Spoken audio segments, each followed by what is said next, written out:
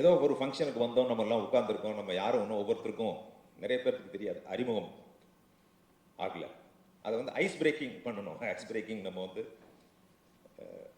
இதை முடிச்சுட்டு போய் எல்லாமே ஐஸ் பிரேக்கிங் பண்ணிடலாம். ஐஸ் பிரேக்கிங்னா ஒவ்வொருத்தரும் யார் என்னென்னு தெரிஞ்சுக்கிறது. இப்போ இந்த கிளவுட் அப்படின்னு சொன்னா எல்லாத்துக்குமே நம்ம என்ன பண்ணுவோம்? கிளவுட்னா என்னது? மேகம்.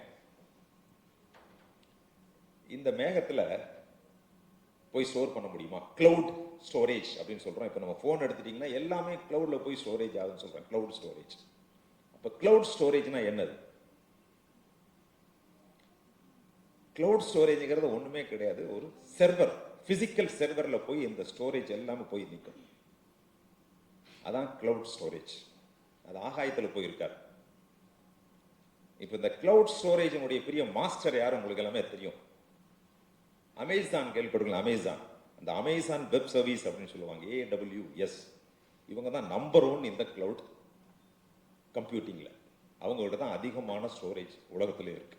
அதுக்கடுத்து பார்த்தீங்கன்னா IBM, கூகுள், மைக்ரோசாஃப்ட், இவங்க தான் அதிகமான கிளவுட் கம்ப்யூட்டிங் வச்சிருக்காங்க. இப்போ நடைமுறையில் இப்போ என்னன்னா, இந்த சமயத்தில் இந்த காலத்தில் கிளவுட் கம்ப்யூட்டிங் அப்படின்னா நம்பர் 1.